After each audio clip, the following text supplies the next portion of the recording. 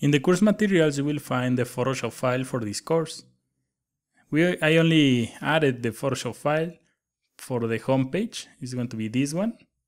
From here, you can select the colors and fonts and see the design that we're trying to achieve.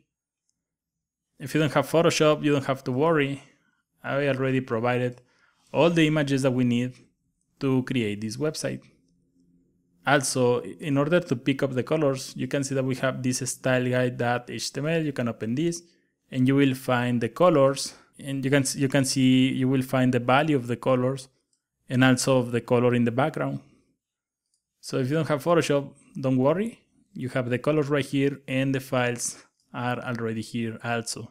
To open this, you will need at least Photoshop CSS 6.